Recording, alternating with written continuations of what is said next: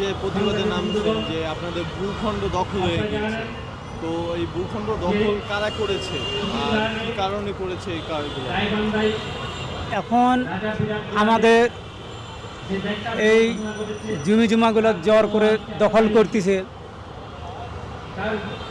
এই আমরা তো হলাম আদিবাসী লোক, আমরা কোথায় যাই কোথায় কি করব, তো এটাই আমাদের রাজাবিরাটে গ্রামে 4 নম্বর রাজাহার ইউনিয়ন, ওই জায়গায় চেয়ারম্যান রফিকুল ইসলাম চেয়ারম্যান, উনি আমাদের ওপর জবরদস্তি করে এবং উনি আমার বাসায় অগ্নিসংযোগ করে, সেই সঙ্গে আমার মাকে আহত করে।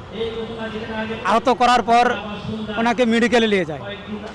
মেডিকেলে নিয়ে যাওয়ার পর ওনাকে বগুড়ায় রেফারি করা হয়, গোবিন্দগঞ্জে আমার মা নেয় নাই। তো এইভাবে ওটাই আমার চলে গেছে। আবার আমার 15ই আগস্ট 2025 সালে সেদিনকা দুপুর 3টার সময় আমরা বৃক্ষরোপণ করতে গিয়েছি। সে জায়গায় উনি আমাদেরকে বাধা দিয়েছে। বাধা দেওয়ার পর উনি আমাদেরকে লাঠি সোটাতে মারার পর আহত আমরা বেশ কয়েকজন হয়েছে, 4 জন আহত হয়েছি। একজন ওই গোবিন্দগঞ্জ থেকে রেফারি করে আপনার রংপুর মেডিকেলে ওখানে ভর্তি করা হয়।